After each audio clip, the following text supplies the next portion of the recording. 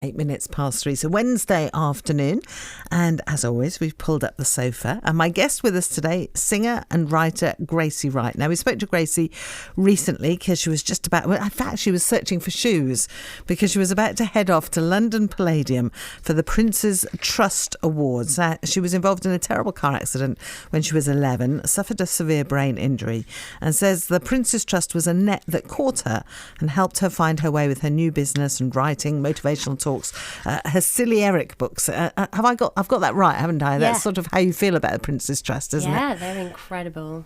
Before we talk about them and the awards, did you find shoes? I've got the shoes. I brought the shoes. Are you shoes. wearing them? Do you want to see them? Yeah. Oh, yes. I mean, no one else can see them. Well, maybe we need to take photos. Very yellow. They're lovely. Matching bag, Lesley. Matching bag. Very coordinated. So how did it go? This must have been an amazing event. Oh, it was fantastic. Yeah, it was really, really exciting. It was just a wonderful experience. You know, it's probably every girl's dream to like walk the red carpet at some point in their life. So I just embraced that, and the Prince's Trust supported you along the way and gave you a chaperone to move you around, and it was really fun. Ant and Dec were hilarious. I was going to say, were they hosting it? Yes, they're amazing, aren't they? They're incredible. They're hilarious. They're so natural, aren't they? And was it a lunch? It was a lunchtime thing, wasn't it? I think. Yeah, it was lunch. Yeah. And so, did you get seated with other people in the same category? No, we didn't sit down for lunch at the awards. We had lunch before. Okay. And then you adjourned to the awards. Because it's just all seating in the Palladium, so you kind of. Okay. Yeah. So. And they had the School of Rock, the theatre production. That was hilarious. You know, just these children playing electric guitars, and have you watched the movie? The School of Rock. Yeah. Oh, it's brilliant. Jack Black. So for you, although you didn't actually come top in the awards, it is such an honour to be there at a national awards event, isn't it? Yeah, absolutely. And the girls that were in my category, Faye and Katie, we were just so united. Like, all of us were so united. So we were holding hands like through the day and giving each other cuddles because we didn't know who had won, although I had my suspicions. That it was Katie. So the person you expected did? Well, only because they filmed the winner beforehand. And so I knew. It's a bit of a giveaway, isn't it? She said, "Oh, they came and they filmed me," and I was like, "You've won." And she's like, "No." I'm like, "They didn't film me." So I think it was actually after I realised that I was more relaxed, able to enjoy it then at that point. Yeah, but I just thought, from the beginning that you have to enjoy it. Don't let the nerves get the better of you. Don't be weird about it. Just experience everything. And Isn't that sort of what you've discovered and what you almost try and promote to youngsters these days? Make the most. Yeah. Grasp the moment if you possibly can. Never give up. Yeah, absolutely. Work together. I've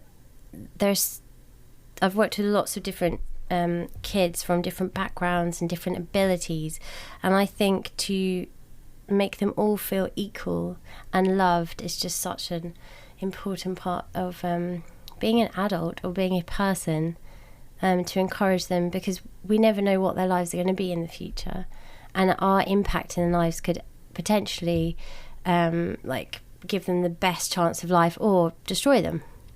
Do you know what I mean? So yeah, I think that's definitely a Silly Eric motto. We love you just the way you are.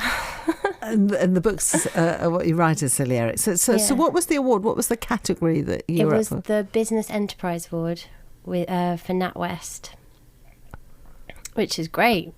And I think that you were partly there because of your backstory that I mentioned earlier on, which is the accident that you had, the brain injury, and you did find things really, really tough. And I think it was once you started trying to set up your own business that perhaps you felt you'd find your way. Is that right? Yeah, it's been a really long process. Excuse me. If anyone has been involved in brain injury or has family members, even like a stroke or something that would alter your memory and change the way you respond in life, I think absolutely it's made me who I am today, and that journey interested the Prince's Trust because it's overcoming so much adversity and struggle and trauma. And I mean, the real big story is huge. I mean, they know like this much, smidge of it. It's something you haven't talked about lots, isn't it? No. Because I never wanted it to be my identity. You didn't want it to define you, yeah? And my parents used to say, like, almost excuse me for it. So they'd be like, oh, sorry about, she was hit by a car. And they didn't do that in a patronising way. They did that in love to protect me from people maybe judging me if I was slow to respond. Or sometimes I'd be very distant and a bit like a zombie because I didn't know how to be emotional. So you imagine that, like, age 11, not being able to be emotional or understand how you feel and how to respond when someone says a joke. It would be literally, I would not understand that. Yeah. Can you because and I've spoken to other people who have brain injuries. As you say, it can be a stroke. It can be all sorts. Just people can walk out of the house one day feeling like one person and come back being another. And that obviously, did that happen to you in a way? Yeah, definitely. I'm. It's kind of hard when you're 11 because. I'm not sure. Yeah, you're still developing. Child. You're still developing as well, aren't you? You're a child, and it's a very touch and go area in life. So you don't know who you would be at all if you didn't have the crash, or if you did. Yeah. But I had a very happy childhood, so it was just I couldn't grasp the happiness back. Does that make sense? I couldn't pull it back into my life because I couldn't feel it. I couldn't understand it, and I didn't know who my parents were or my brother was. That took a while for me to understand who they were. And then when I understood who they were, I didn't have a loving relationship for them because I didn't understand what love was. That's so scary. Can you remember waking up and this, or was it a gradual realisation? I remember waking up with an American accent and saying, oh my God, you need to get rid of these curtains. Like, they're terrible. So, and they said, what? She's suddenly American. And apparently before that, when I first woke up from the coma, I was speaking French. So no one could understand me, and they thought I was crazy. You hear of these stories, but I've never spoken to anyone it happened to. That's 11 as well. Yeah, we spoke French in our family because we're part French, so my mum used to speak French to us and read us stories in French. So I must have just grasped to that and woken up and was like, bonjour, ça va, blah, blah. I don't speak French anymore. And so the only person that could understand me was my mum. And then apparently I fell back into the coma again for a day or so. And then I woke up with this really strong American accent. It's weird, isn't it? And I imagine that a lot of this has been told you rather than remembering it as well. Yeah, I do remember bits of being in the hospital, yeah. But really, and did it take a long, long time to did you have to relearn things in a way? Was that what the whole process was about? Yeah, everything. I mean, one thing that's so silly that we take for granted was like brushing my hair. So I held the hairbrush in my hand for a good 20 minutes, like going, right, what do I do with this? And just staring in the mirror and being like, it does something, but I'm not sure what it does. And that would be a regular day thing where you'd be like, that. And maybe Silly Eric sort of comes from that, in the like understanding what to do with something that's new to you. I don't know. So tell me about Silly Eric. Ooh, Silly Eric. He's so silly, Lesley. Silly Eric is a picture book, beautifully illustrated by a couple of different illustrators. One was Emily Coxhead, who worked on the first book with me, and Sam Alexander, who worked on the second book with me. And I designed the concept and gave them the idea and asked them to kind of draw my imagination. And basically he was designed to spread and share the message that you are loved just the way you are. So the first book takes you through Silly Eric's day, getting ready and going to school, which every child does, so they can all associate to that process. And the first bits, he gets goes to the bathroom to brush his teeth, but instead of using a toothbrush to clean his teeth, he sticks it up his nose. And then all the kids are laughing and they go, Gracie, you don't stick a toothbrush up your nose. And then I'll say, what do you do with a toothbrush? And then they'll show me. So it's very interactive book, which I love. Do you know, when you have children? Yeah. So when you're reading to them and their whole face explodes with an expression of doubt, or what? Like this question mark. Yeah. Imagine, 300 kids giving you that face. It's pretty wild. What inspired? Was it because I know you had a tough time one after the accident, after you got back home and so on? Yeah. You did find the next few years really quite tough, didn't you? And I think you were bullied at school and all sorts. And is that where this comes from? That you suddenly decided that people should understand that you are what you are and people should appreciate you for what you are? I think it's a combination of life experiences, working with children that were bullied themselves, or just seeing kids not being loved properly when they're just kind of pushed to the side like an inconvenience. That's kind of lots of observations through life, different places you live and you see, or working with children, they just like grab onto me so much and want to be loved, and I just thought, you are loved, you are amazing. You might be annoying, but you're amazing. You're still amazing. And you're cool. And so I think it's a combination of, I had such a happy childhood, so I don't have those feelings that I was never loved as a child. I really was loved and treasured. I think it's some parents don't know actually how to love a child in the way that the child needs. Perhaps they weren't loved themselves. Exactly. So it's kind of, it's not a pointing fingers. It's just to just highlight that to the children, that you're incredible. and also kids don't know the difference between loved and being told off sometimes. So when you tell them off, they're like, oh, I'm not loved anymore, and it's real. But you're not loving them. You was just saying that's not okay. You're not allowed to do that. So that's something I explain in schools as well. That even when you're naughty, it doesn't mean you're not loved. And I know you want to take Silly Eric to India, so we'll talk about that in just a minute or two as well, and talk more. So Gracie Wright is my guest. We've got Silly Eric and the Birthday Cake, with TB. What's that one? Tea with B. Tea with B. What's that? That's a lovely book for. Can I just borrow it? So Okay. I'll tell you what, we'll talk about it in a minute or two, because we've got travel news to get, and you have a key question. That's very good. So you have to tell me what the question is on the tag, and then you have to answer it. If you could throw any kind of party, what would it be?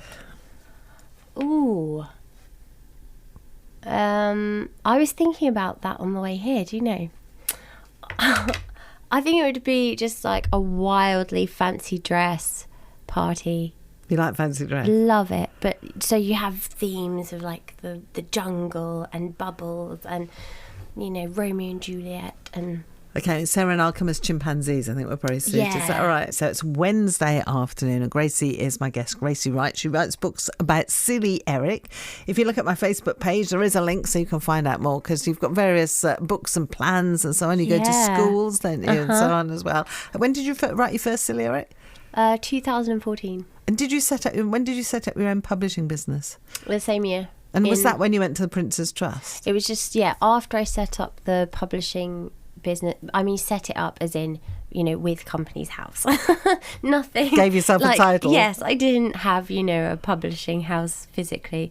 And then after, I had with the first book, the launch was fantastic. I sold quite a few hundred books because it was Christmas, so it was perfect timing.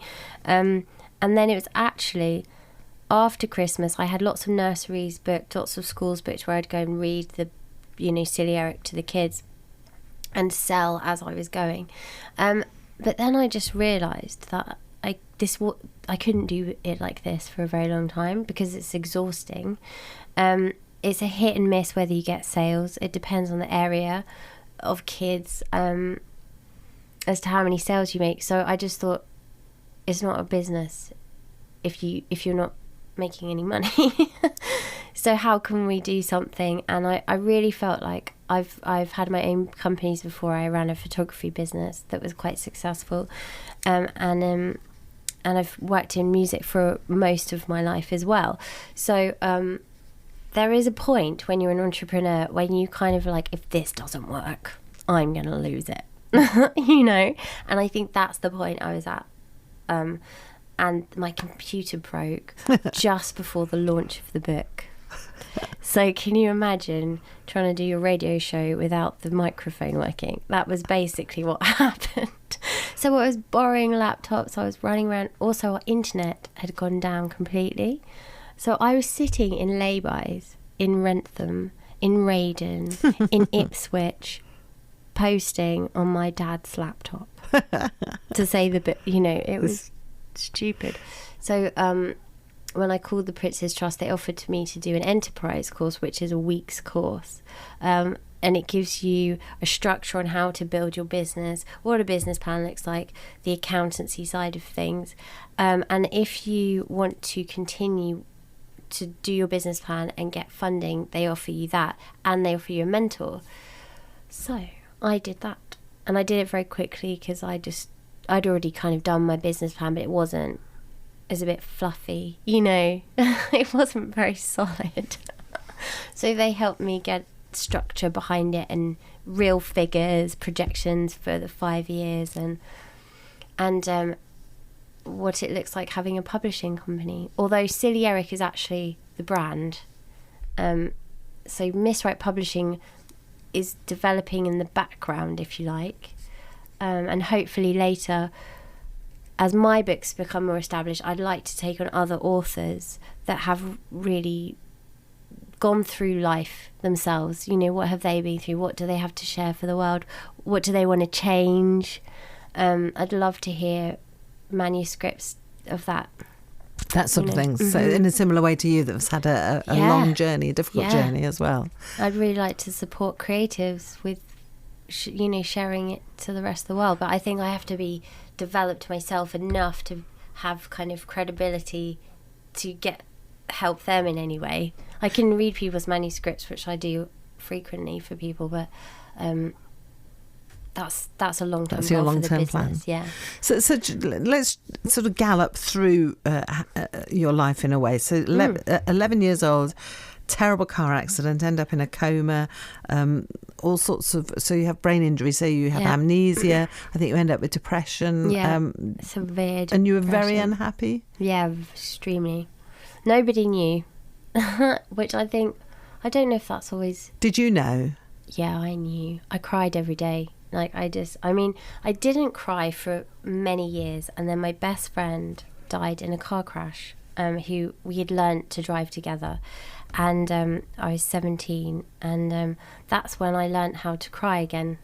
Because you said you hadn't been able to sort of feel your emotions. Yeah, and I just suddenly... Did it just suddenly unlock it all? And just, like, screaming, like, what is going on? And that year I'd lost 3 friends in suicides. So this is the 3rd friend. And we don't hang in the same group. It's very weird. It's not like... I just think, actually, there's a lot of unhappiness that goes unnoticed. Everyone outwardly was very happy. One was a complete accident, so it wasn't a suicide. It was just really reflective time. And I just became very kind of like, what is the point of living? And I know that you said that because of your brain injury and how you couldn't sort of relate to people, your mum and dad, I think, they gave up work and so on to come and look after you. They both gave up their jobs. Dad kept working, but not working full time. Mum gave up everything. I mean, she was so sacrificial. She gave up her dreams to look after me and help me work it out. So the whole of everyone's lives were changed. When did you, at the end of school, did you have plans as to what you wanted to do? Because you have done things since. I mean, you mentioned photography business. You've been a singer as well. So when you look back, despite all of this, you've lived abroad, haven't you, as well? Yeah. So gallop me through those sort of paths. Well, it might make me sound like I didn't know what I wanted to do with my life. So, but most people I talk to don't know what they want to do. I think something about me is I want to do everything. Yeah. I'm that kind of person that annoys banks and things. After I I found it so hard to remember, so my short-term and long-term memory was damaged. So I could study and not retain information. So really to do college work at all was completely pointless, but I had to do it. So I literally had to research every night for hours and hours and hours just to get through the exam, and then within 2 weeks I'd forgotten all the information. So I created things that I could do for myself because nobody knew this. This is what's weird, is my parents didn't know it was that severe. The doctors didn't know because physically I looked fine. So I created my own jobs. I created my own work. I became a painter and a photographer, and I painted out my feelings, or, you know, it wasn't very good, but it was expressive and it was something. And I was like, right, and I love photography, and I studied it, and I could remember so that's how how to you take coped. a photo. Yeah, I just, you know, loved Man Ray and Monet, and, you know, the painting, just the way they used the depth of field and the messiness of the colours, and I just thought I could do something with that. So is that how you came to do those as businesses? 'Cause Yeah. they were things you could do, yeah? Yeah, I started that when I was 17. So go on. Yeah, I just never really wanted to work for anyone, you know? As in, like, my character has to change. Then I had to change things quite quickly. So I wasn't very good at doing a routine, you know. Following a standard routine. Yeah, I would be like, right, okay, I've got to, like, travel the world all of a sudden. And you did. So you've lived in various places, haven't you? Where have you lived? Thailand, California for 3 years, the Middle East for a period of time, and yeah, I think that's it actually. So what pulled you back to Suffolk in the end? Well, I love the beach. Well, it's my home. Yeah. You know, I think you were always pulled back to your home, aren't you? You always, and there's something about being born by, or I was born in London, but growing up by the sea, that pulls you back to the fresh air and the long dog walks, which I love. Yeah. So that's what. So in the end, you came back home. Yeah. And do you feel you now know how to cope with the issues that were left from the accident? Have you come to terms with all of those? And you know. I feel that I've recovered. Pretty much. I don't know if some of it's just because I'm working so much that, like, my brain is, like, on hyperdrive, you know, and that's probably what most people feel like. I feel something that's so wonderful is this year I had this really, like, incredible experience where I was prayed for and I stopped feeling like I was slightly fuzzy. It's almost like having a hangover for your entire life, and it disappeared. And I just felt like I was now in my body. And I'm 30 something, you know, and I was like, oh my gosh, finally, yes, we're there. It's 20 years, isn't it? Yeah. So from when you had the accident. Well, you just get on with it. I also suffered from severe back pain, so I used to run at school and play tennis and was really, like, involved in sports. Swam. I just stopped swimming. All my sports. I danced as a ballet dancer, and I was good at it, and I had to stop that. I had to stop tennis, any contact sports, because if my head was hit, they said I would die. So there was lots. I was very, I guess I'd say I was quite bitter at life, because I was like, I had to drop everything. And you know, the freedom of running, and if you can't run, yeah, it's horrible. So, because I couldn't run because of the pain in my back was so severe. So I ran, but I would suffer greatly because of it. And then, yeah. Have people learnt more about how to deal with brain injury in the time, do you know? Yeah, they have. There's a lot of work going on. UCABIF do a lot of work in Cambridge, and there's lots of studies going on, actually, especially in Cambridge, because Addenbrooke's obviously have a unit that specialises in brain injury. I think there's a lot of question marks still. You know, it'd be really good to talk with other people that have had brain injuries, and people actually often send me messages, Facebook messages, saying, could I come and visit their daughter? She's been hit by a car, and that's actually the long-term goal. I would like the books to be so successful that I can go and talk and visit children that are going through these things, and like almost say it's going to be okay, because in that moment you don't think it's going to be okay. You think the world is over. It's interesting you say you didn't tell anyone either, that you kept it inside. Yeah, I don't think I knew how to. So I couldn't find my sentences. So it's very similar to having a stroke, when you can, you know what to say. You know it's and there, but come out and you just go, no. You can't find it. Yeah. I'd just be like, nope, and then just walk off because I couldn't express myself. It must have been so frustrating. So it's very exciting that you feel so positive now, in a way, don't you think? It's so good. But yeah, honestly, I wasn't like someone who walked around like, oh my gosh, I'm going to kill myself. I was very bubbly outwardly, and everything is going to be okay. And every day I say, tomorrow's going to be the day. Tomorrow's going to be the day. And that's what kept me going. So tell me about the things that you're doing at the moment and you want to do more of. So Silly Eric, obviously, so Silly Eric's one of the picture books, and then I'm basically building him as a brand. So I see him being a really strong brand and being something that hopefully I'll see in Tesco's and Sainsbury's. And we run a Silly Eric day camp in the summer. You usually do it for the whole holidays, school holidays, but this year I've just had to say the summer only, in Southwold at Southwold Rugby Club in August. And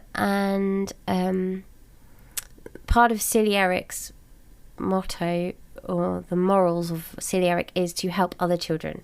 So we give money to charities, like in Haiti we give to U2U World Charity, which are for street kids in Haiti, and then we give to Burn India 24/7 for street kids.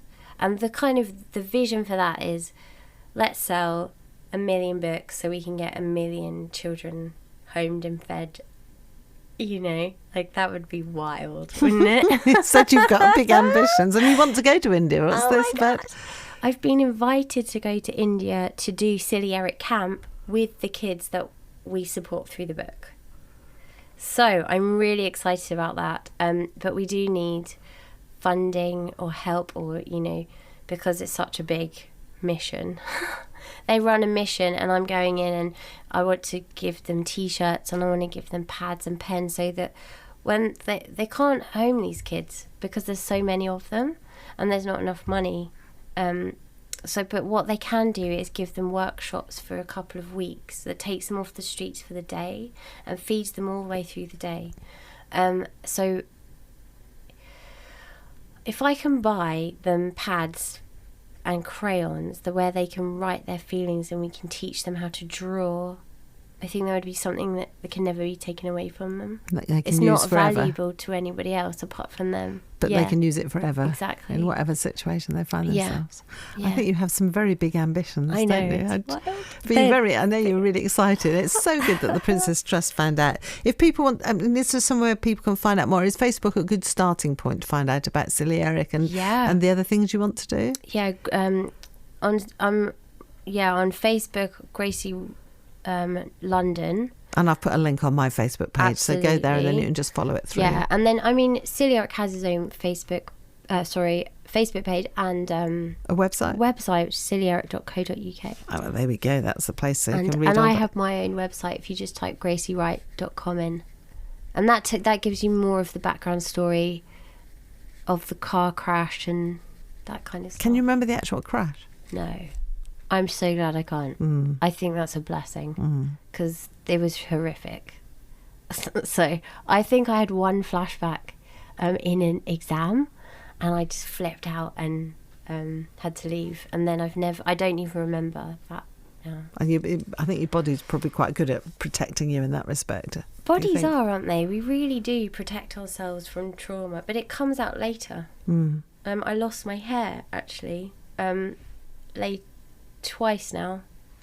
I haven't told anyone that publicly, which was from the trauma of the crash, and no one told me that was going to happen. I just woke up one day and I lost loads of hair, and I was terrified, absolutely terrified, and no one helped me through it. is in the doctors were like, yeah, this is alopecia, and like you could lose everything, you could lose all your hair, and it's just like, oh, thanks guys. But so what I did was I kept positive. I prayed a lot because it's my faith, and I ate loads of broccoli and spinach and had loads of B vitamins, and my hair came back and thicker than it was before. It's lovely hair. It's lovely. But it's interesting, isn't it, that underneath you don't always know how you're thinking either. So underneath it all there are still issues. Yeah. Well, that's how I think your body protects you in ways, and it just, sometimes it comes out later on in life. Some people have nervous breakdowns. Some people, they lose their hair, heart attacks. It's interesting that you want to go and help people, though. You haven't just got on with it and... What's the point in living if you can't help other people?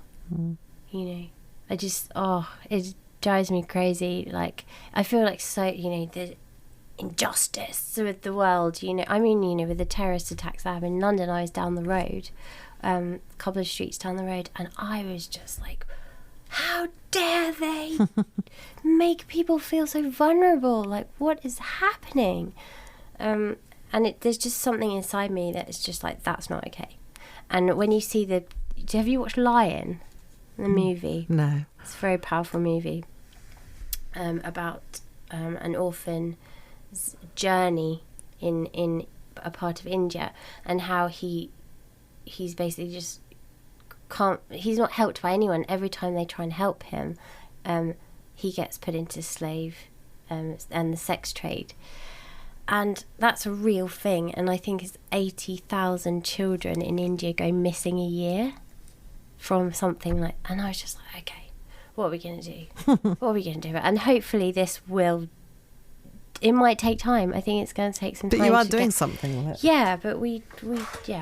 SillyEric.co.uk. Have a look at my Facebook page, and then you can read more about Gracie. Miss Wright Publishing is going to be the long-term things that we have to look out for. Your final key. Yes. And we must take a photo, especially of the yellow shoes, I think. Oh, what chore do you absolutely hate doing? I hate cleaning the toilet. Like most of us hate doing that as well, don't you, Savannah? The worst thing ever. Tell me about your first ever record you bought. It's No Doubt. Yeah. Don't Speak. Can you remember buying it, or? Well, I think it was a gift, actually. Okay. I think it might have been a gift, but it was the first one I ever had. Okay. So is it good or bad? Is it good memories or bad memories? Embarrassing memories?